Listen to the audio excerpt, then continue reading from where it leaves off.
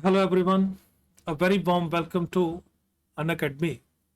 In today's session, we are going to discuss caselets based on DILR, which are from CAT 2017 paper slot 1. I am Ajay Sareen, a BTech in Electronics and Instrumentation. I am a 100% Tyler in Quant and DI section of CAT 2014.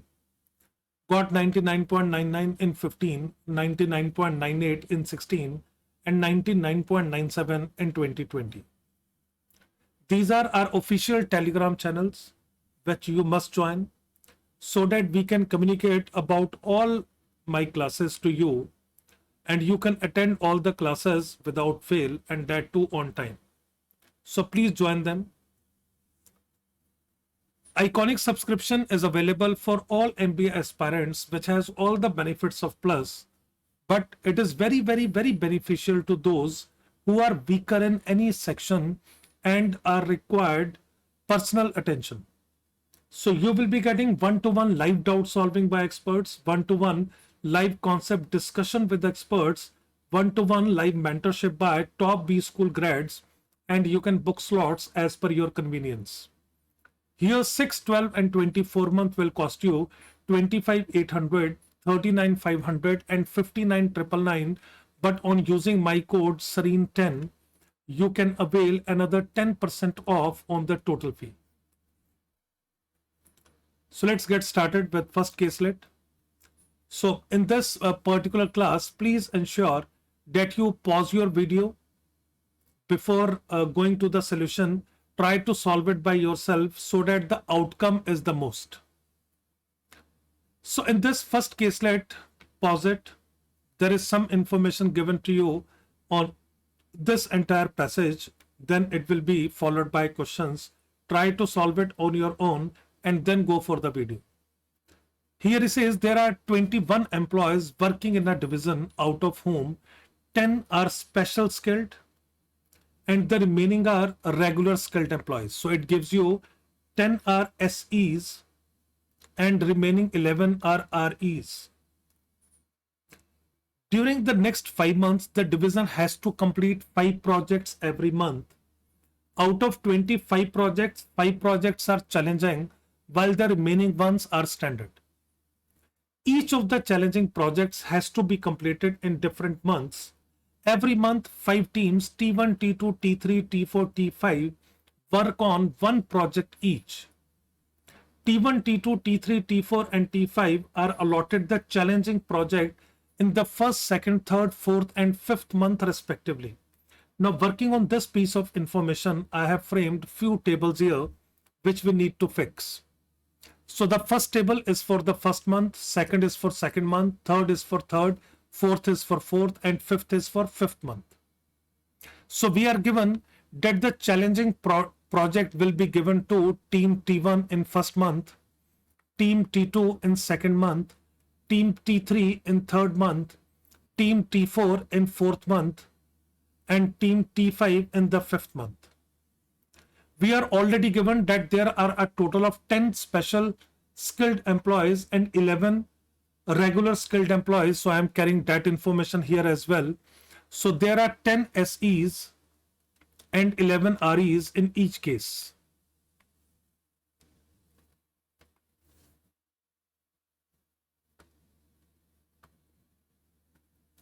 Right. Then he says, the team assigned the challenging project has one more employee than the rest. So if there are a total of 21 employees और अगर team T1 को एक employ ज्यादा देना है बाकी सबसे, तो कैन आई से टीम T1 के पास 5 एम्प्लॉयज होंगे और बाकी सबके पास 4 एम्प्लॉयज होंगे. यहां पर टीम T2 को एक ज्यादा एम्प्लॉय देना है तो यहां पर 5 एम्प्लॉयज होंगे और यहां पर 4 एम्प्लॉयज होंगे. And the very same pattern is to be continued in all months.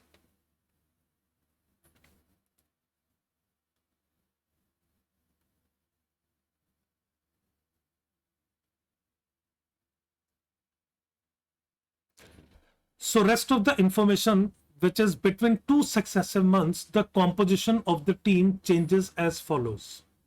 right? So whatever information we are given, right, I have taken this entire information on next slide so that we can solve it. So here he says, in the first month, T1 has one more SE than T2. T1 के पास एक SE ज्यादा है T2 से. T2 has one more SE than T3. T3 has one more SE than T4, and T4 has one more SE than T5. So can I say, अगर T5 के पास X SEs हैं तो T4 के पास X plus 1, T3 के पास X plus 2, T2 के पास X plus 3 और T1 के पास X plus 4 होंगे. और इनका जो सम है that is given to you as 10. So when you add them, it gives you 5x plus 10 equal 10.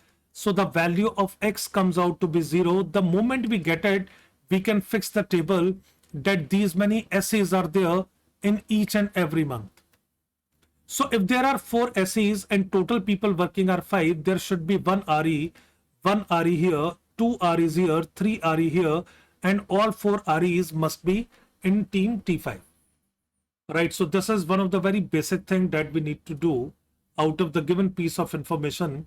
So if the table for first month is clear, then we can move on to the next month. That what transition is going to take place, that is given to me in the next two statements. Then he says, between two successive months, the composition of the teams changes as follows.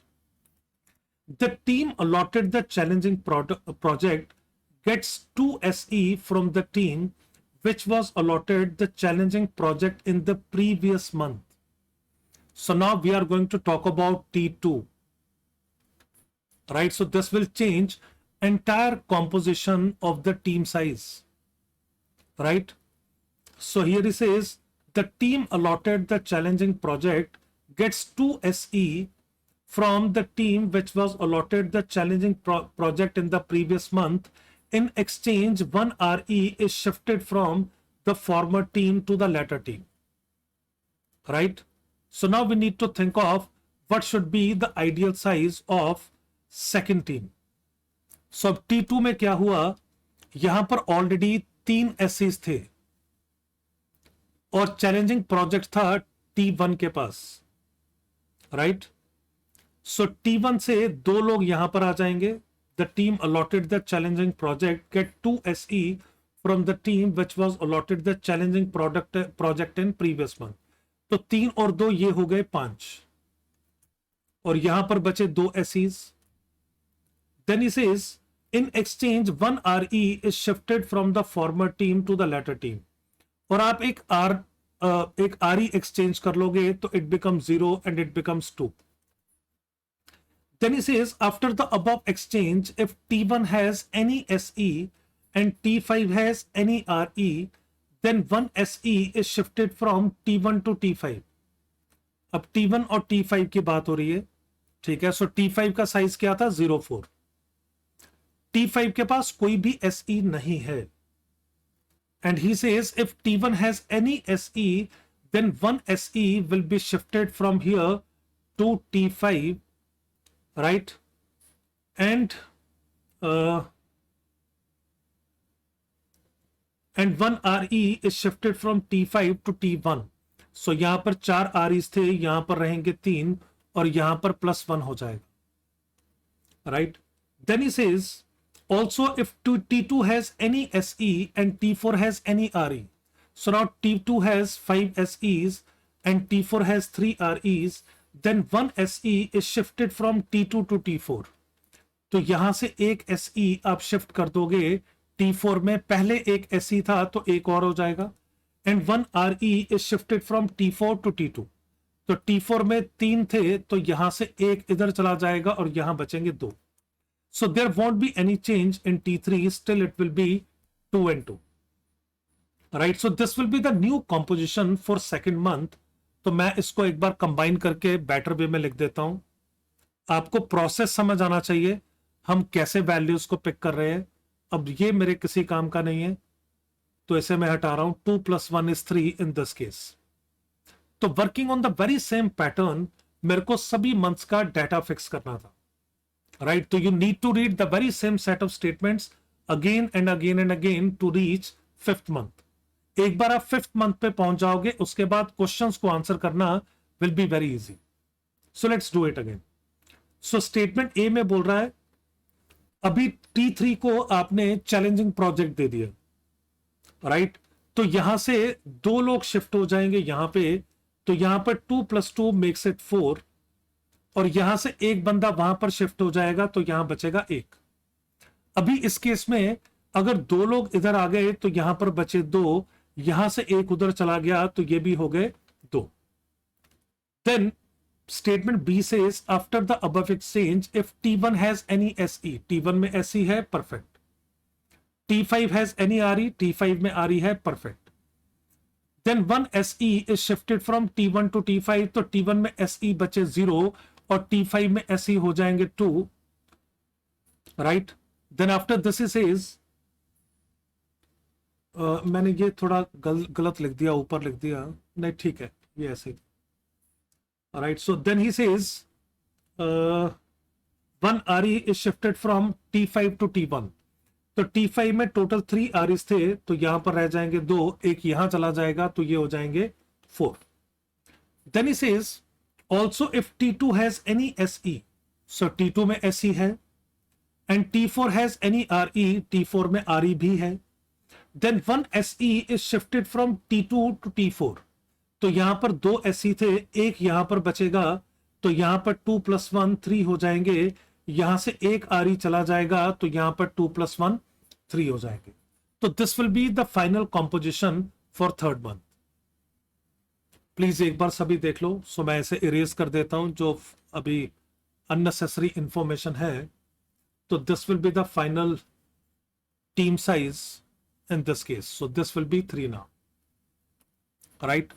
Now the challenging project is with T4. Again the very same statements are to be read to make table for next month. The team allotted the challenging project, which is T4, will get 2 REs from 2 SEs from T3.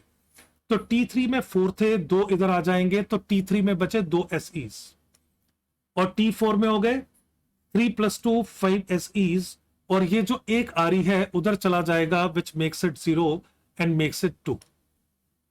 Now statement B says after the above exchange if T1 has any SE and T5 has any RE, so we can say T1 के पास कोई भी SE नहीं है, T5 के पास RE है, but क्योंकि इसके पास SE नहीं है तो आप एक्सचेंज नहीं कर सकते, right? So this will still be 0-4, और T5 आपका हो जाएगा 2-2. Now he says if T2 has any SE, T2 still has an SE, and T4 has any RE, so we can say T4 के पास कोई भी RE नहीं बचा, which means again कोई भी exchange इनमें नहीं होगा, तो this will be 1-3 only. So guys, please check out the data for 4 month. So after this we just need to fix 5th month, and that will be very easy for you now, right? So now in 5th month again we need to follow the very same procedure. So T4 में there were 5 SEs, 2 यहां पर shift होंगे, तो यहां बचेंगे 3, और यहां पर हो जाएंगे 2 + 2 4, और यहां से एक RE इधर शिफ्ट हो जाएगा, तो यहां बचेगा 1. Right, now statement B says after the above exchange if T1 has any SE, so T1 के पास कोई SE नहीं है, तो this will be 0-4. Also if T2 has any SE, yes T2 has an SE, right?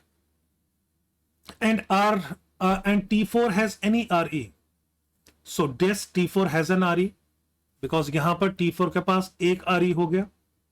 Then in that case SE is shifted from T2 to T4, तो T2 में एक SE से 0 बचेगा, और यहां पर 3 + 1 हो जाएगा, एंड यहां से ये RE शिफ्ट हो जाएगा यहां पर, which makes it 4, and this will be 0, and there won't be any change in T3 again, right? So that will remain 2-2 only. So मैंने जो एक्स्ट्रा इंफॉर्मेशन लिखा है उसे इरेज कर रहा हूं. So by that time please एक बार सभी देख लो. I hope it is clear. So which makes it 4. Now you can answer all the questions very easily. So if I talk about this caselet, it was very easy. कुछ खास नहीं था, बस आपको moments को ऑब्जर्व करना था. Provided आपको समझ आए कि आपने 5 मंथ्स का डाटा पिक करना है कुछ इस पैटर्न पे, राइट? सो अगर आप इसे पिक करते हो with in 10 minutes it is easily doable, you can answer all the questions very easily, आपको कहीं पर भी चैलेंज फेस नहीं होगा. So if any student has any query in this, you can always send me a message on Telegram and I will answer everything. Now let's move on to questions. In 13th it says the number of times in which the composition of team T2 and the number of times in which composition of team T4 remained unchanged in 2 successive months are. So दोनों का teams जो composition है, जितने एसईज हैं जितने आरईज हैं, कोई भी 2 सक्सेसिव मंथ में अगर सेम रहे तो वो मेरे को डाटा पिक करना है T2 एंड T4 के लिए.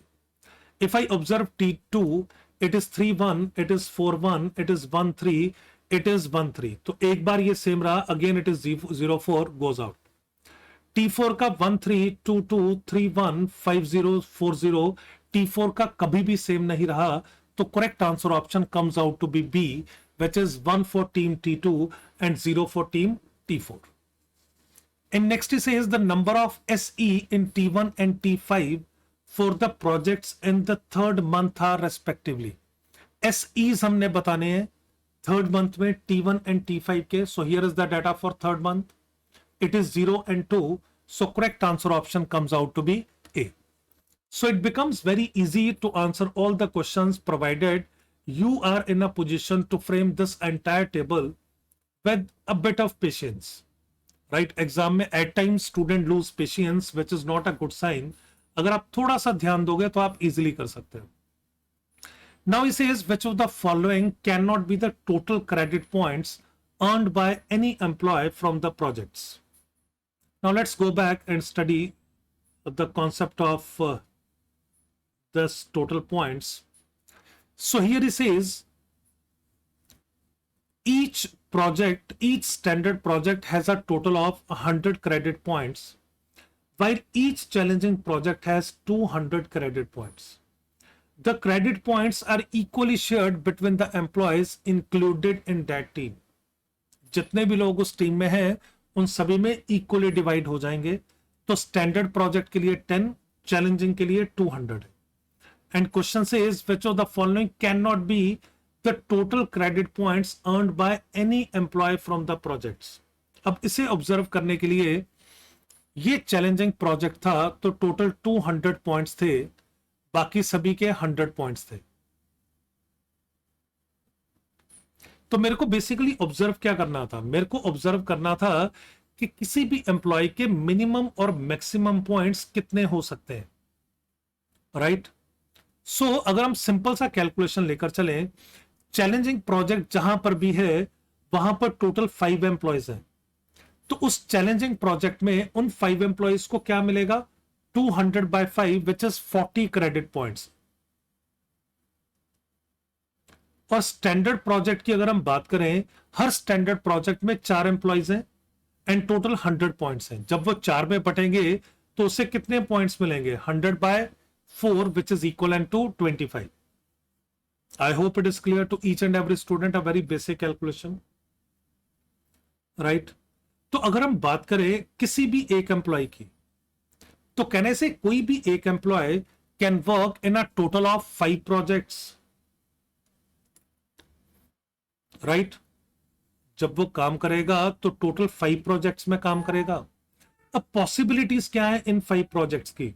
That all 5 projects are challenging, or 4 are challenging and 1 is standard, or 3 are challenging and 2 are standard, or 2 are challenging and 3 are standard, 1 is challenging, 4 are standard, or there is a possibility that all 5 are standard projects.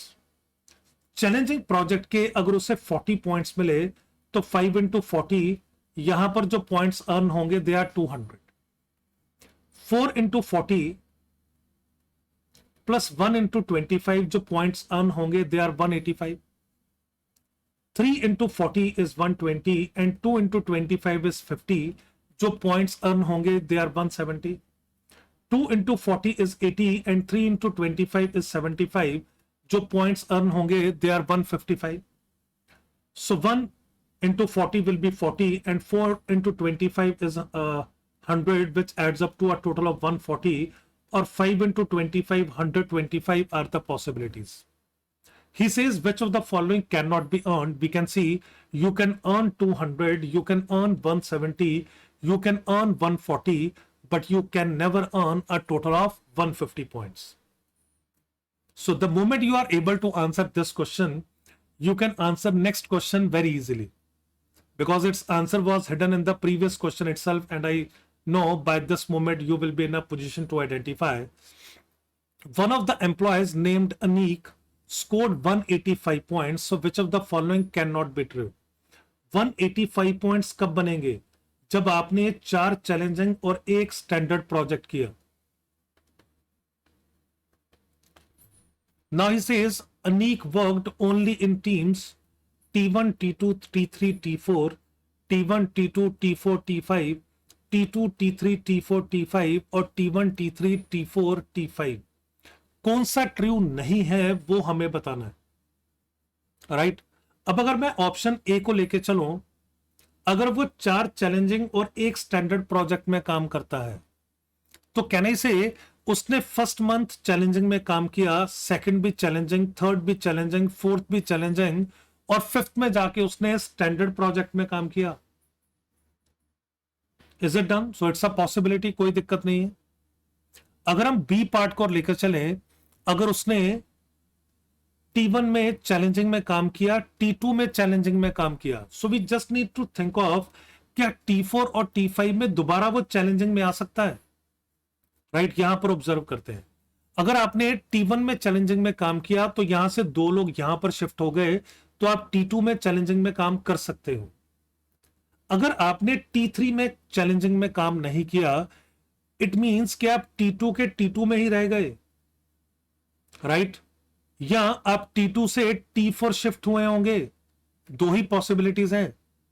अगर आप T2 से T4 shift हो गए because of this condition given to you, right, then in that case आप T4 में again challenging project पे ही रहेंगे, and उसके बाद T5 में चैलेंजिंग प्रोजेक्ट में आ सकते हैं, which means all the 4 can be challenging projects, and T3 आपका स्टैंडर्ड प्रोजेक्ट हो जाएगा. तो still you can earn 185 points. Likewise, T2, T3, T4, T5 are 4 consecutive months. तो आप 4 consecutive months में तो definitely all challenging projects पे काम कर ही सकते हैं. So the answer in this case comes out to be D, that this will not be true. So I request everyone to please check out the entire solution. Right? If you have any doubt at any point in time, do inform me on Telegram group. I will definitely love to answer all your queries. Let's move on to next set. Again, please pause the set, pause the video, go through the entire set, try to solve it by yourself, and then move on to the solution of the same.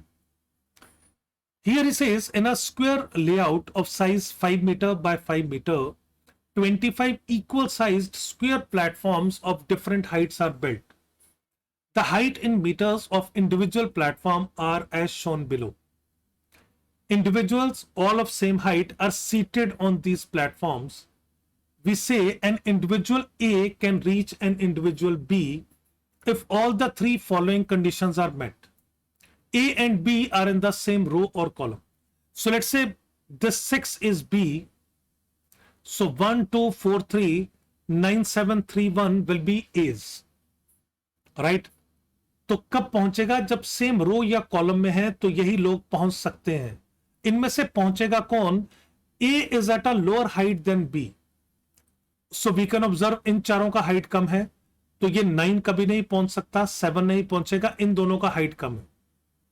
Next condition क्या है? If there is or are any individuals in between A and B, such individuals must be at a height lower than that of A. So 1 can definitely reach 6. 2 can reach 6 क्योंकि जो बीच में बैठा है उसका height कम है. 4 can definitely reach 6 क्योंकि इन दोनों का हाइट कम है. 3 cannot reach 6 क्योंकि 4 का हाइट ज्यादा होगा. Likewise, 3 and 1 can not reach because 7 and 9 का हाइट ज्यादा होगा। तो अगर आपसे पूछा जाए how many people can reach this point, answer comes out to be 3। Now, on the very same logic, we just need to answer all the questions that are lined up, right? So, likewise, an example is given to us in the next passage, and finally says rows in the layout are numbered from top to bottom, and columns are numbered from left to right. So, it is something like this. So, rows are 1, 2, 3, 4, 5, and columns are again 1, 2, 3, 4, and 5. So this is how the numbering is being done. Now to solve the caselet quickly, it would be advisable if you can figure out किसी भी बंदे पर कितने लोग पहुंच सकते हैं। जैसे अभी हमने 6 का पिक किया, right? So 1, 2 and 4 can reach to 6. So there are 3 person who can reach here. When it comes to 1, right? 1 पे कौन आ सकता है? जो 1 से नीचे की हाइट पे है। ये सभी लोग 1 से बड़े होंगे तो दिस विल बी 0। 2 पे कौन आ सकता है? ओनली 1। 4 पे कौन आ सकता है? 3 आ सकता है, राइट? 2 आ सकता है, बट ये 1 नहीं आ सकता बिकॉज 1 और 4 के बीच में ज्यादा हाइट वाला बंदा बैठ रखा है। ये 2 आ सकता है, 6 नहीं आ सकता, तो 6 के बाद तो वैसे कोई नहीं आएगा। तो 4 पे ये 3 लोग आ सकते हैं। ऐसे ही अगर 3 की बात की जाए, दोनों ही लोग ज्यादा हाइट के बैठे हैं तो 3 पे कोई भी नहीं आ पाएगा। अगर हम 9 की बात करें, 9 पे 6 आ सकता है, 7 आ सकता है, 3, 1 नहीं आएंगे क्योंकि बीच में ज्यादा हाइट का बंदा हो गया, 2 लोग ये हो गए। 5 आ सकता है बट 3 नहीं आ सकता क्योंकि बीच में ज्यादा हाइट का बंदा हो गया। तो इस पोजीशन पे टोटल 3 लोग पहुंच सकते हैं। लाइकवाइज अगर हम 7 की बात करें, 9 नहीं आ सकता, 8 नहीं आ सकता, 3 can come, 1 can not come because बीच में ज्यादा हाइट का बंदा है। 3 पे 1 आ सकता है और इनमें से कोई भी नहीं आ सकता, हाइट ज्यादा है उनकी। 1 पे तो कभी भी कोई नहीं आ पाएगा। सो इस 1 वाले को यहां पर भी मैं 0 लिख रहा हूं, right? So there were 3 1s, तो 3 0 तो सीधे हो गए। देन अगर इस 7 की बात करें, 7 पे 1 आ सकता है, 6 आ सकता है, 3 नहीं आ सकता, 9 नहीं आ सकता। तो there are 2 possibilities who can reach this position. अगर हम 9 की बात करें, 9 पे 7 आ सकता है, 3 एंड 5 आ सकते हैं, 1 नहीं आ सकता, 2 नहीं आ सकता। तो ये 3 लोग हो गए and this is the 4th one, 5 नहीं आ पाएगा। अगर हम 8 की बात करें, 8 पे 5 आ सकता है, 1 नहीं आ सकता, 8 पे 9 या कोई भी इस कॉलम में से और नहीं आ पाएगा। 7 आ सकता है, 4 आ सकता है, 6 आ सकता है, 5 नहीं आ सकता क्योंकि इसका हाइट ज्यादा है। तो 1, 2, 3 and 4 can reach at this position. Likewise अगर 5 की बात करें, यहां से तो कोई नहीं आएगा, यहां से भी कोई नहीं आएगा। 1 आ सकता है, 3 आ सकता है, 2 नहीं आ सकता बिकॉज बीच वाले का हाइट ज्यादा हो गया। तो 2 पर्सन कैन रीच हियर। 3 की बात करोगे तो ये 2 आ सकता है और ये 2 आ सकता है और बाकी सबका हाइट ज्यादा है, 2 लोग इसके लिए हो गए। 2 की बात करोगे तो सभी लोगों का हाइट जो आसपास है 2 से ज्यादा है, तो इट विल बी 0। अगर 8 की बात करोगे तो 5 can come but 2 can not, 2 can come, 3 can come, this 3 can come. तो टोटल 4 लोग, sorry, this 5 can also come and 9 can not come. So 1, 2, 3, 4 and 5 people are there who can reach at this position. Likewise अगर 5 की बात करें तो this 2 can come here, 8 भी नहीं आएगा, 6 भी नहीं आएगा, बाकी सबका हाइट ज्यादा है, तो देयर इज ओनली 1 पॉसिबिलिटी। 2 की बात करें, 5 एंड 9 नहीं आएगा, this is the only 1 who can come here, 1 possibility. 9 की बात करें, 2 आ सकता है, 5 आ सकता है, 8 आ सकता है, 3 नहीं आएगा। तो इस कॉलम में से 3 लोग आ सकते हैं, इधर से 3 आ सकता है, 6 आ सकता है, 7 आ सकता है, 1 नहीं आ सकता। तो there are a total of 6 person who can reach here. 3 के लिए 1 is the only possibility, 6 and 9 का हाइट ज्यादा है। 6 की बात करें तो 3 कैन कम, 5 कैन कम और कोई नहीं आ पाएगा, ओनली 2 पॉसिबिलिटीज। 5 की बात करें तो इन दोनों का हाइट ज्यादा है, हट गए। 1 कैन कम, 4 कैन कम, 3 और 5 के बीच में ज्यादा हाइट का बंदा है तो 3 नहीं आ पाएगा, राइट? 2 कैन ऑल्सो कम क्योंकि इसका हाइट कम है। तो there are 3 possibilities for this position. Likewise 4 की अगर बात करें तो 4 के यहां पर 3 है, ये आ सकता है। 8, 5, 6 आ नहीं सकते, 2 और 4 के बीच में ज्यादा हाइट का बंदा है तो 2 नहीं आएगा। There is only 1 possibility here, 6 की बात करोगे तो 5 can come, 4 can come, 1 can come, 3 can come, 2 can come, and 4 can come. So there are again going to be 6 possibilities for this particular position. Once you are able to frame this table, you can answer all questions within a minute. Let's have a look at the questions. How many individuals in this layout can be reached by just one individual? तो आपको count करना है one कहां पर आया. सो एक बार, दो बार, तीन बार, चार बार, 5, 6, 7. तो देर आर 7 केसेस जिसमें ये सेटिस्फाई हो रहा है. So I request everyone to please check it out. अगर सभी को क्लियर है then we will move on to next question. Here it says which of the following is true for any individual at a platform of height 1 meter in this layout. So हम already observe कर चुके हैं. So in option A he says they can be reached by all the individuals in their own row and column. So guys, what about this? क्या वो पहुंच सकते हैं? Answer is no, they cannot. Right, 1 वाले पे तो कोई आ ही नहीं सकता, तो that is definitely ruled out. Right अगर हम बी ऑप्शन की बात करें या सी या डी की, तो डी में आपको दिख रहा है they can not be reached by anyone, तो that is the only statement which is definitely true. और किसी को देखने का रिक्वायरमेंट बनेगा भी नहीं, राइट क्योंकि पहले से जो रिजल्ट निकला वी ऑलरेडी नो कि वहां कोई पहुंच नहीं सकता, और वही डी में लिख रखा है, तो बाकी स्टेटमेंट चेक ही क्यों करेंगे. In next is we can find 2 individuals who cannot be reached by anyone in the last row, the fourth row, the fourth column, the middle column. तो मेरे को बस यही चीज ऑब्जर्व करना था. 2 लोग होने चाहिए. क्या लास्ट रो में 2 जीरोस हैं? नहीं है. फोर्थ रो में क्या 2 जीरोस हैं? नहीं है. फोर्थ कॉलम में क्या 2 जीरोस हैं? यस है. So this is the fourth column which contains 2 zeros. So this will be the correct answer option. Right? So next it says which of the following statements is true about this layout. So again we just need to observe the scenario. In A he says each row has an individual who can be reached by 5 or more individuals. So we can see that is not true. 5 एक ही बार दिख रहा है आपको second row में और कहीं है ही नहीं, राइट. और अगर मोर इंडिविजुअल्स की बात करें तो फर्स्ट रो में 5 या 5 से बड़ा नंबर ही नहीं है, ruled out. B he says each row has an individual who cannot be reached by anyone. So we have to see whether 0 is there in each and every row or not. We can see in third row कोई भी 0 नहीं है. In C he says each row has at least 2 individuals who can be reached by an equal number of individuals. So हम first में देख सकते हैं रो में 3 and 3 है, सेकंड में 2 and 2 है, थर्ड में 1 and 1 है, फोर्थ में 1 and 1 है, फिफ्थ में 2 and 2 है, राइट. अब वो बोल क्या रहा है? Each row has at least 2 individuals. तो कैन आई से कि this is definitely true, right क्योंकि थर्ड रो में 3 individuals थे, राइट. सो 2 और मोर में वो इंक्लूड हो जाएगा. So the correct answer option comes out to be C. So please check out the entire caselet. If any student has a doubt, please post me your queries on the Telegram channel. I will answer everything. Right? Let's move on to next caselet. Again, please read the information carefully. Pause the video and only then check the solution once you are done with your solution. First of all, right? खुद एक बार try करना is a must. Here he says a new airlines company is planning to start operations in a country. The company has identified 10 different cities which they plan to connect through their network to start with.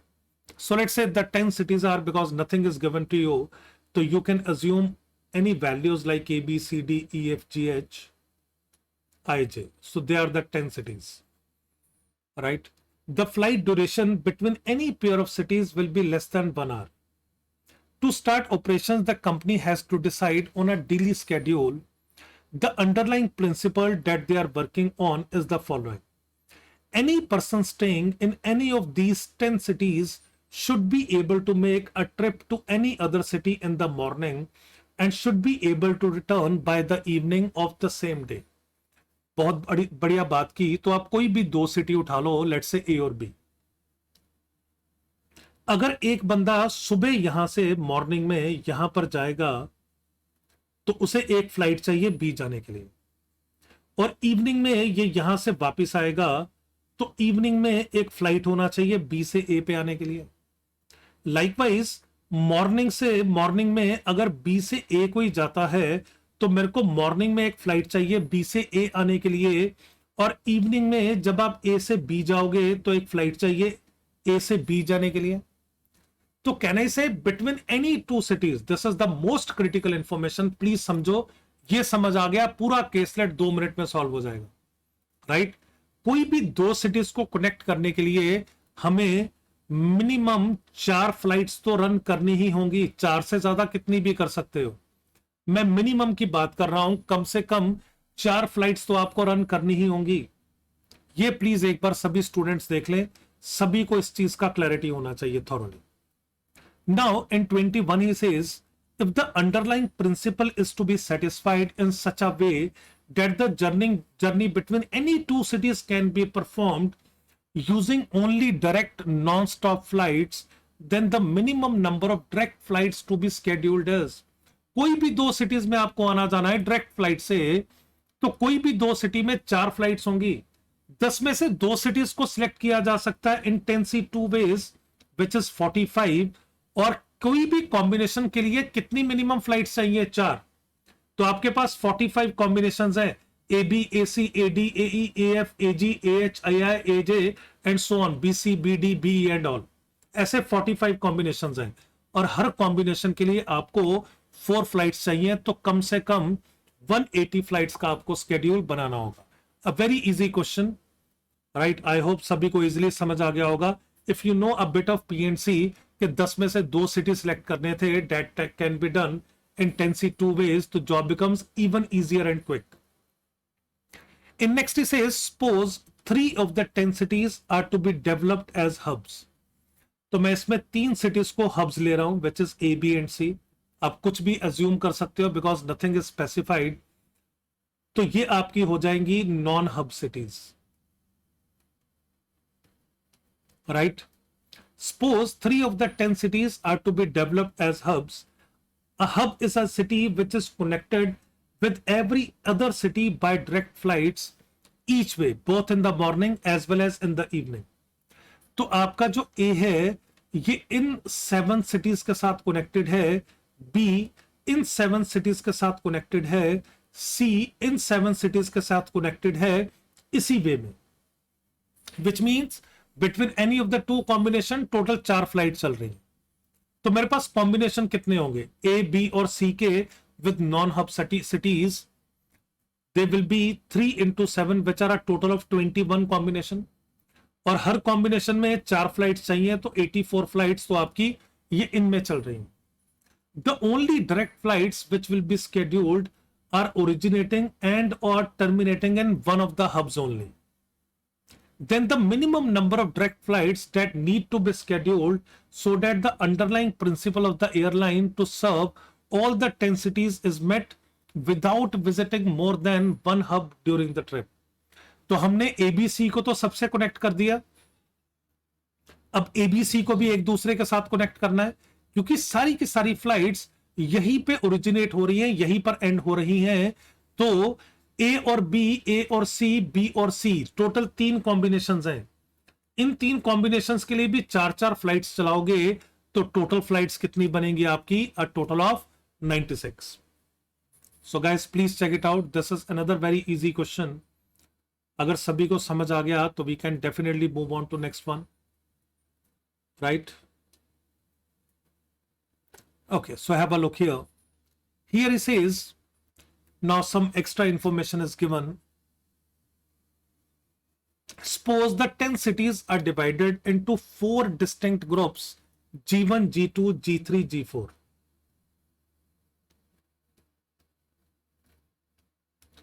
So having 3, 3, 2 and 2 cities respectively. तो इसमें 3 cities आ गए ABC, इसमें आ गए DEF, इसमें आ गए G और H, इसमें आ गए I और J।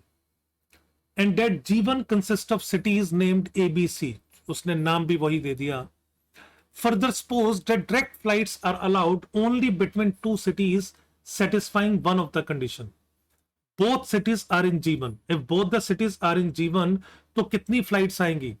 AB, AC, BC तीन कॉम्बिनेशंस हैं, so 3 into 4 12 फ्लाइट्स होंगी. Between A and any city in G2. A or any city in G2 means AD, AE, AF.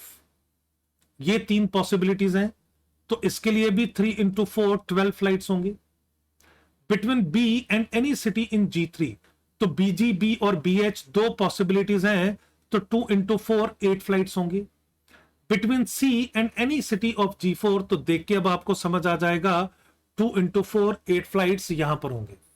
Question says then the minimum number of direct flights that satisfy the underlying principle of the airlines is. Just add these four values. So we can see 12, 12, 8 and 8 adds up to 40, which is the required answer in this case.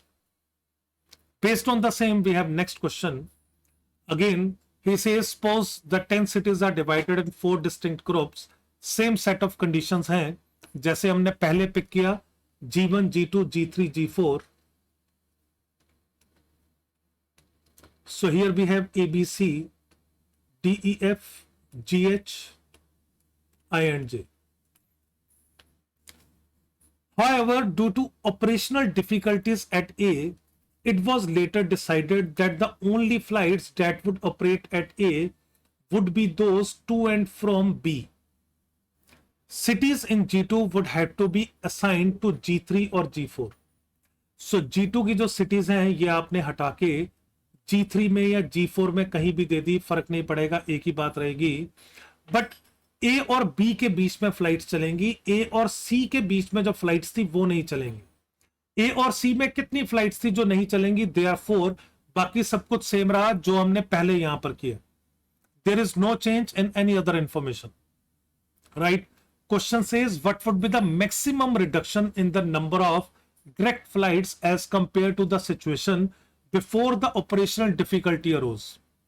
तो operational difficulty से पहले 40 चला रहे थे, अभी ए और सी वाली 4 flight नहीं चलेंगी, तो answer comes out to be directly 4, which is very very easy question, and please have a look at it. If you have any doubt in this case, let me know. I am sure it must be clear to each and every student, but still if you have any doubt, do post your queries at my Telegram group. I will answer all your doubts over there, right? So let's move on to next caselet now. So this caselet is relatively difficult, I will say. Not very difficult, but relatively difficult. A reason is majority of the students do not know how to, solve at times these kind of caselets. But those who are good with Sudoku can solve it for very sure.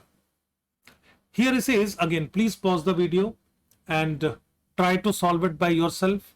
Only then move on to the solution of the same. Simple happiness index of a country is computed on the basis of 3 parameters.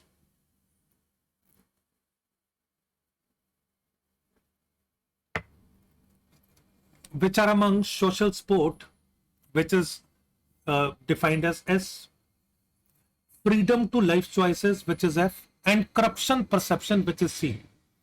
तो ये तीनों S, F और सी आपको यहां पर bar chart में भी given थे. तो जो ये इंडेक्स है ब्लू वाला, it is S which is social support, F is freedom to life choices which is this orange वाला portion, and green is corruption perception. Each of these 3 parameters is measured on a scale of 0 to 8 integers only. A country is then categorized based on the total score obtained by summing the scores of all 3 parameters as shown in the following table. अगर आपका score 0 to 4 है, you are very unhappy. 5 to 8 है, it's unhappy. 9 to 13 है, neutral. 14 to 19 है, happy. 20 to 24 है, तो very happy. तो अगर तीनों पैरामीटर्स का सम इस कैटेगरी में लाया करता है, तो आप accordingly like very happy, unhappy, neutral, happy या वेरी हैप्पी की कैटेगरी में आएंगे. Then he says following diagram depicts the frequency distribution of the scores in SC and SF and C of 10 countries. और 10 countries के हमें names दे रखे हैं. तो this is the frequency distribution. अब frequency distribution chart क्या होता है? So जो यहां पर 2 है, this 2 represent ऐसी 2 countries हैं जिनको रैंक 1 मिला, राइट? ऐसी एक कंट्री है जिसे रैंक 1 मिला. तो सबसे पहले मेरे को क्या करना था, इससे एक टेबल फ्रेम करना था, ये चार्ट मेरे को फ्रेम करना था सभी की सभी कैटेगरीज के लिए, राइट? तो पहली चीज अगर मैं बात करूं, क्या किसी को स्कोर 0 मिला? तो किसी को भी 0 नहीं मिला, राइट? अगर मैं बात करूं अब एस क्या 1 मिला किसी को? S1 किसी को भी नहीं मिला, 2 किसी को भी नहीं मिला, राइट? S कहां से शुरू हो रहा है? 3 से. तो 3 ऐसी कंट्रीज हैं जिसको S3 मिला, राइट? 3 ऐसी कंट्रीज हैं जिनको स्कोर 4 मिला. 1 ऐसी कंट्रीज हैं जिन्हें 5, 6 एंड 1 मिला. लाइकवाइज अगर F की बात करोगे, F इज ऑरेंज कलर, तो इट विल बी 2, 1, 2, 1. देन 5 में 3, 6 में कोई नहीं है, 7 में 1. लाइकवाइज अगर C की बात करें तो देयर इज 1 कंट्री जिसे 1 स्कोर मिला, 3 कंट्रीज को 2 मिला, 4 कंट्रीज को 3 मिला, राइट? 4 एक कंट्री को मिला, 5 किसी को नहीं मिला, 6 एक को मिला, 7 किसी को नहीं मिला. तो जब आप इन्हें ऐड करोगे तो it will give you a very clear cut picture about सभी का सम 10 बन रहा है. तो ऑल 10 कंट्रीज को कुछ ना कुछ तो मिला ही है, राइट? तो the moment it is clear to me हर 10 कंट्रीज को कुछ ना कुछ मिला है, तो next job was to identify किस कंट्री को क्या मिला. उसके लिए मेरे पास ये 3 कंडीशंस थी जिसके बेसिस पे मेरे को देखना है मैं किन किन कंट्रीज का स्कोर आइडेंटिफाई कर सकता हूं. तो इसीलिए मैंने एक टेबल और फ्रेम किया, right? Keeping the instructions in mind कि इन सभी को अब क्या क्या स्कोर मिल सकते हैं. Statement 1 says A and C jointly have the lowest total score 7. A का टोटल स्कोर 7 है, C का टोटल स्कोर 7 है, with identical scores in all the 3 parameters. तो मेरे को यह देखना है कौन से नंबर्स का सम 7 बनता है, right? So the values can be anything, but जो दोनों में कॉम्बिनेशन आएगा वो आपका कॉम्बिनेशन सेम होगा. तो अगर आपको सम 7 बनाना है, कैन आई से इट इज पॉसिबल, अगर एक वैल्यू को 1, एक को 2, एक को 4 पिक कर लो, राइट? इट इज पॉसिबल अगर आप 1, 1 एंड 5 पिक कर लो, और इट इज पॉसिबल जब आप 1, 3 एंड 3 पिक करोगे. ऐसी कुछ पॉसिबिलिटीज हैं सम 7 बनाने के लिए, राइट? और अगर आप इसे 2 लेकर चलते हो, बाकी 2 का सम 5 चाहिए, तो 2, 1, 4 is already done, right? So it can B 2, 2, 3. Further जितने भी केसेस हैं इन्हीं का रेपिटेशन होगा अगेन एंड अगेन. तो इन दोनों के केस में अगर 1, 2, 4 आएगा तो 1, 2, 4 दोनों में आएगा, 1, 1, 5 आएगा तो 1, 1, 5 दोनों में आएगा, जो भी आएगा दोनों में सेम आएगा, right? So that is the point जो यहां पर ध्यान में रखना, ठीक है? तो अब अगर हम फर्दर इसे ऑब्जर्व करें, सेकंड स्टेटमेंट में दे रखा है Z has a total score of 17. So this is Zuma. So this has a total score of 17. Likewise, I have to observe कि आपका 17 का स्कोर अब कैसे बन सकता है, राइट? देन उसके बाद लिख रखा है all the countries which are categorized as happy have the highest score in exactly 1 parameter. Highest score एक में होगा. आप सभी में 7, 7, 7 नहीं ले सकते हो, राइट? ये ध्यान में रखना है. और सम 17 भी बनाना है. अब आपका हैप्पी वाला कैटेगरी क्या था? 14 to 19, and this Zuma falls in the category of happy. तो जो हाईएस्ट स्कोर है 7 एक ही कैटेगरी में हो सकता है. तो मेरे को अगेन देखना था 17 का सम कैसे बनेगा. If one value is 7, sum of other 2 should be 10, right? तो मैं 7 नहीं ले सकता, मैं 6 + 4 10 ले सकता हूं. 5 + 5 10 ले सकता हूं। देयर आर 2 पॉसिबिलिटीज जिससे आपका सम 17 बनेगा। सो ये प्लीज एक बार सभी देख लो, क्लियर होना चाहिए, राइट? इसमें किसी भी तरह का कोई डाउट नहीं होना चाहिए। तो अगर मैं जुमा की बात करूं, इसको 7 किस कैटेगरी में मिल सकता है, 6 किस कैटेगरी में, 4 किस कैटेगरी में, या 5 किस कैटेगरी में? तो अगर मैं 7 की बात करूं, अगर इसको 7 मिलता है एस में, तो ये आपका हट गया, इट इज बीइंग यूज्ड। आपको अब चाहिए 6 और 4। आपको यहां पर 6 मिल सकता है और आपको यहां पर 4 मिल सकता है। अब अगर मैं 5 की बात करूं, 7 5 की, अगर आपको 7 अगेन यहीं पर मिला, तो यहां पर मेरे पास 5 है नहीं, यहां पर 5 ले भी लोगे तो ये 5 यूज नहीं कर पाओगे। तो एक चीज समझ आ गया, 7 5 का पॉसिबिलिटी जब 7 यहां रखोगे तो नहीं होगा। अब अगर यही 7 मैं मिड में रखूं, तो I am just going to erase it.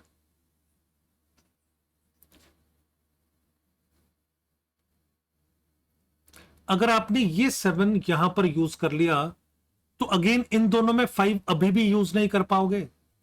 तो इससे डेफिनेट हो गया कि 7 5 जूमा का स्कोर हो ही नहीं सकता। अगर है तो it must be only and only 7 4 6, right? सबसे क्रिटिकल इंफॉर्मेशन था इसे प्लेस करना। अगर आप इसे प्लेस कर पाते हो तो आप पूरे के पूरे सेट ऑफ क्वेश्चंस को इजीली आंसर कर पाओगे, राइट? और जब मैंने इसे ऑब्जर्व किया, व्हेन दिस इज 7, तो ये 4 और ये 6 होगा, यही पॉसिबिलिटी है। अगर आप इसे 7 लेते हो, right, then in that case मैंने इसे 4 पिक किया, सॉरी, इसे 4 और इसे 6 पिक किया, इट्स अ पॉसिबिलिटी। इसे 4 पिक किया और इसे 6 पिक किया, that is again a possibility, right? But ये ऑलरेडी आप ले चुके हो, तो इसको दोबारा पिक नहीं कर सकते, तो मेरे को इन्हीं दोनों में खेलना था। ये 6 हो नहीं सकता था, तो ये 6 होगा, तो 7 4 6 इसी ऑर्डर में आएंगे। अब ये आपका जो वैल्यू यूज हो गया, उसे साथ साथ में क्रॉस करना इज वेरी इंपॉर्टेंट, तभी आप इसे कर पाएंगे सॉल्व, नहीं तो आपका सॉल्व भी नहीं होगा। So this data is used, right? अब आप F4 किसी को भी नहीं दे सकते, C6 किसी को भी नहीं दे सकते। अब हम आते हैं ए और सी पे, इनके स्कोर्स को ऑब्जर्व करते हैं। Can it be 2 2 3, right? So 2 में 2 और 2 का स्कोर, it can be a possibility, ठीक है? बट अगर दोनों को 2 2 देना है, तो कहने से आपकी ये दोनों वैल्यूज 2 2 होनी चाहिए थी। कम से कम यहां पर 2 होगा, तभी तो दो लोगों को 2 दे पाओगे एफ कैटेगरी। तो एफ कैटेगरी अब दोनों को 2 दे ही नहीं सकते, और अगर दो जगह 2 2 चाहिए, पॉसिबिलिटी नहीं है, क्योंकि 2 2 मेरे पास है ही नहीं। सिर्फ एक ही जगह पर 3 लोगों को 2 दे सकते हो इन कैटेगरी सी, एफ भी 2 को नहीं दे सकते, ये भी नहीं, तो this is definitely ruled out. अब अगर मैं बात करूं 1 3 3 की, क्या मैं दो लोगों को 3 3 दे सकता हूं, राइट? तो इट्स अ पॉसिबिलिटी। ये 3 लोग हैं, ये 2 लोग हैं, ये 4 लोग हैं, तो 1 1 1 3 3 इज अ पॉसिबिलिटी। लाइकवाइज अगर मैं 1 1 5 लेकर चलूं, क्या मैं दो लोगों को 1 और 1 दे सकता हूं इस कैटेगरी में? तो आप दो लोगों को 1 1 दे दोगे, बट इन दोनों में से किसी कैटेगरी में 1 1 नहीं दे सकते, तो it is definitely ruled out. अब बचा 1 2 4, एक कैटेगरी में 1, एक कैटेगरी में 2, एक कैटेगरी में 4, दो दो लोगों को देना चाहिए। तो 1 अगर दो लोगों को देना है तो यही कैटेगरी सिलेक्ट करोगे, 2 अगर दो लोगों को देना है तो यही कैटेगरी सिलेक्ट करोगे, 4 अगर दो लोगों को देना है तो यही कैटेगरी सिलेक्ट करोगे। अब इसको प्लीज एक बार समझ लो, this is something very very important. तो अगर 1 2 4 आप दे रहे हो, तो ए का भी 1 इसमें होगा, सी का भी 1 इसमें होगा, राइट? अगर आप 2 लोगों को दे रहे हो, तो वह 2 यहीं से जाएगा आपका, और अगर आप 4 दोनों में डिस्ट्रीब्यूट कर रहे हो, तो वो 4 यहीं से जाएगा। अब अगर मैं बात करूं 1 3 3 की, राइट? सो 3 और 3 आप इन दोनों में अगर देते हो, तो 1 इसमें दे दोगे, 3 और 3 अगर इन दोनों में देते हो तो 1 इसमें दे दोगे। इन दोनों में साइमल्टेनियसली 3 और 3 नहीं दे सकते क्योंकि यहां पर 1 नहीं दे पाओगे, राइट। सो ये एक स्ट्रक्चर था इन क्वेश्चंस को सॉल्व करने का। तो let's move on to questions itself to observe कि फाइनली क्या बनेगा आपका कॉम्बिनेशन। सो मैंने 4 1 2 यहां पर लिख दिया। अब मैं 1 3 3 की पॉसिबिलिटीज भी यहीं पर लिख देता हूं so that we can like solve these questions quite quickly then, अगर कहीं पर कुछ नीड अराइज होता है तो। So it is 1 3 3, so 3 and 3 can not be in F and C, right together 3 and 3 can be here. So यहां पर भी 3 दे दिया, यहां पर भी 3 दे दिया, और आपने इन दोनों में भी 3 and 3 दे दिया। It's a possibility. In that case यहां पर 1 और 1 देना होगा, राइट। और you can give 3 and 3 in first and third, so I am using another color for this. So you can give 3 and 3 in first and third, and then 1 should be in category F. Okay, now let's move on to questions. So in first 2050 says what is A's score in F? A का मेरे को score बताना है, F में क्या होगा। So please check it out. अभी तक कुछ पता नहीं चल रहा A के स्कोर का, राइट। अब मेरे को ऑब्वियसली फिर बाकियों को भी देखना पड़ेगा। इज इट डन कि और किसी के पास क्या स्कोर जाएगा, किस पैटर्न पे स्कोर जाएगा। तो कौन सा ऐसा इंडिविजुअल ऑब्जर्व किया जाए जिससे हम फ्रीज कर पाए कि ए के पास डेफिनेटली क्या स्कोर होगा in case of F.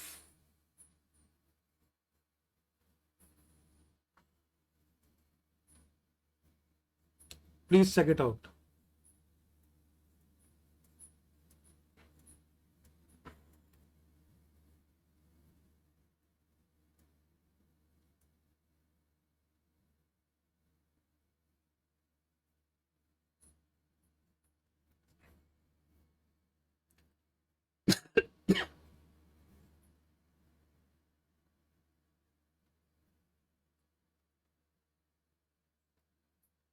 check it out guys, are you able to make out?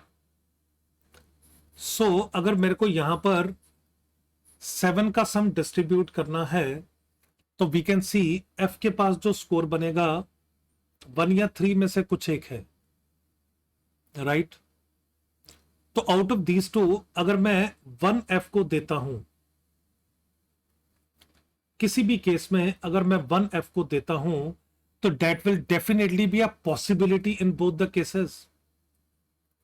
अगर आप बोलते हो इसके पास 3 है तो दैट मे और may not be a possibility. चाहे आप इस केस को पिक करो, इस केस को पिक करो, तो आपके पास 1 तो दोनों केसेस में आएगा ही आएगा, और 1 दो केसेस में सिर्फ और सिर्फ एफ में आ सकता है और किसी में आ ही नहीं सकता, राइट। तो यही बस मेरे को लॉजिक बिल्ड करना था कि अगर 2 लोगों को आप 1 दे रहे हो इन 1 कैटेगरी तो that is possible if and only if वहां पर आपके पास 2 हो इन द रेस्पेक्टिव कैटेगरी, तो मेरे पास वो सिर्फ और सिर्फ एफ एज 1 ही था। तो इससे मेरे को यह भी समझ आ गया कि 3 अब आ ही नहीं सकता, तो 3 वाले केस को आप वैसे ही इरेज कर दो, because both the things will go hand in hand. अब सेकंड क्वेश्चन में आपसे क्या पूछा जा रहा है, what is Zuma's score in S. मेरे को Z का स्कोर बताना है S में, and we are already done with it. Answer straight ways comes out to be 7, right. So please check it out. Done. Then in next he says B and D, 2 countries categorized as happy. If these 2 countries are happy and are tied with the same total score, what is the maximum score they can have? इनका score shall be in the range 14 to 19. और वही मेरे को बताना है क्या होगा। अब already there is a country Zuma जिनका हाईएस्ट स्कोर है, और जो भी हाईएस्ट स्कोर होगा that will be in one category only, ये ध्यान में रखना। तो अगर मैं बी और डी की बात करूं, if they fall in the category of happy, तो इनका स्कोर 14, 15, 16, 17, 18, 19 में से कुछ भी हो सकता है, रेंजेस फ्रॉम 14 टू 19। अब 14 बनाने के लिए तीन वैल्यूज का सम मैक्सिमम कुछ तो उठाने का कोशिश करोगे, क्योंकि उसने क्वेश्चन में यही बोला है what is the maximum score they can have. जो ये 7 था दैट इज ऑलरेडी टेकन, तो जो ये 7 है बी और डी में से किसी एक को ही दे सकते हो। लेट से आपने ये 7 उसे दे दिया, तो इसे मैं कैंसिल कर रहा हूं यहां से, अब 7 किसी को दे ही नहीं सकते। लाइकवाइज जो 6 आपके पास है ये भी दोनों में से किसी एक को ही दे सकते हो, तो 6 आपने किसी भी एक को दे दिया, लेट से इसे दे दिया 6। तो अगर मैं डी की बात करूं, डी को आप ना 7 दे पाए ना 6 दे पाए, बट दोनों को मैक्सिमाइज करना था, राइट। तो अगर इसको 5 दोगे 5 दोगे तो इक्वेट तो आप कर ही नहीं पाओगे, क्योंकि दोनों का स्कोर भी आपको दे रखा है, इक्वल है, tied with the same total score. तो कहने से अगर मैं एक को 7 दे रहा हूं तो 6 मेरे को दूसरे को देना पड़ेगा, तो ये 6 अगर इसे नहीं दोगे तो इसे 5 देना पड़ेगा, because you have to maximize, right. अब 7 और कहीं बचा नहीं देने के लिए, तो आप डेफिनेटली ये 5 यहां पर दोगे ना। आफ्टर दिस अगर हम 4 की बात करें, तो 4 आप दे सकते हो इन दिस कैटेगरी, किसी भी एक को आप 4 दे सकते हो इन दिस कैटेगरी। तो अगर आप ये 4 दे देते हो इसे, तो this adds up to a total of 15। But 4 और बचा ही नहीं देने के लिए, बट आपको दोनों को इक्वल बनाना है, and there is a possibility कि आप ये 3 इसे दे दें तो दोनों का मैक्सिमम स्कोर इक्वल हो जाएगा, विच कैन बी 15 ओनली। 15 से ज्यादा बड़ी वैल्यू बना ही नहीं सकते, क्योंकि देख के भी समझ आ रहा है सारे के सारे जीरोस आ रहे हैं नीचे। So in this case your correct answer option will be B, which is 15। तो this is how it should be done. So आपने ये क्वेश्चन कर लिया, नेक्स्ट आपका वैसे ही हो जाएगा। नेक्स्ट में बोल रहा है B and D two countries categorized as, sorry, if B score 16 D score 15, B का स्कोर 16 दे दिया आपको और डी का स्कोर 15 दे दिया आपको, then what is the maximum number of countries with the score of 13? 13 score maximum किन countries, कितने कंट्रीज का हो सकता है? Again, if this is 16, this is 15, so they both fall in the category of happiness, right? तो अगर मेरे को सम 15 बनाना है, तो 6, 5 and 4 fits in perfectly, but यहां पर 7, 5 and 3 adds up to 15, not 16. तो अगर किसी को भी बढ़ाना है तो वो वैल्यू यहां पर कहीं ना कहीं रिफ्लेक्ट भी होना चाहिए। तो मैं इसे इरेज करके दोबारा लिख रहा हूं आपके लिए, सो डेट आपको क्लैरिटी रहे कि हमने डिवीजन कैसे किया था इनका।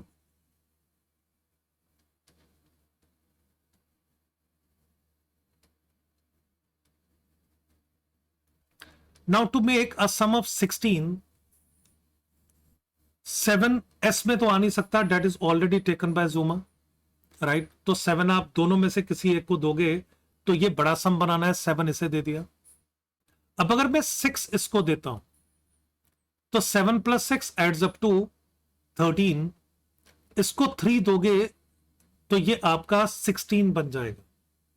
अगर इसे आप 5 देते हो यहां पे, तो 7 + 5 12 + 4 विल बी 16। तो दो पॉसिबिलिटीज हैं 16 बनाने का बी के लिए। अब ये वैल्यू आपकी 7 नहीं हो सकती, ये वैल्यू मैक्सिमम कितनी होगी? कहने से 5 ही हो सकती है। अब अगर ये वैल्यू आपकी 5 है, बाकी दो का सम आपको 10 बनाना ही बनाना है, और जो मैक्सिमम वैल्यू आप यहां पर चूज कर सकते हो डेट इज 6। तो अगर यहां पर आप 6 चूज करोगे, 6 + 5 will be 11 and 11 + 4 will be 15, right. But अगर आपने 6 यहां पर चूज किया, तो यहां पर आपका 4 चाहिए था, क्योंकि 5 के साथ कॉम्बिनेशन 4 का था, वो 4 आपको नीचे लेना होगा। 4 इस कैटेगरी में एक ही था और कहीं आ ही नहीं सकता था, right. Which gives us to reflect on the score of Zuma, once again, right, जो 746 बना था Zuma का स्कोर, क्या कुछ और कॉम्बिनेशन से हम बना सकते हैं इस स्कोर को?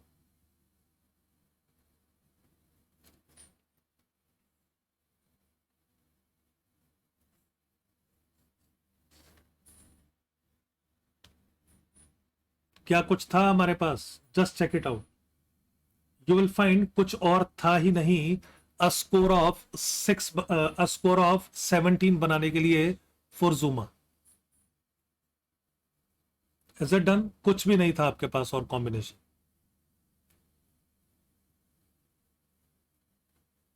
राइट?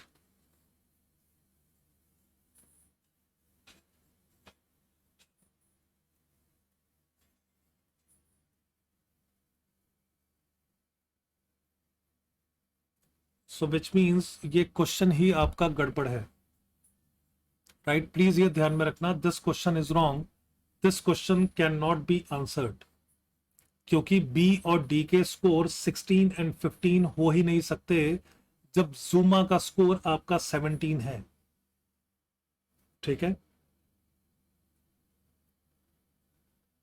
राइट?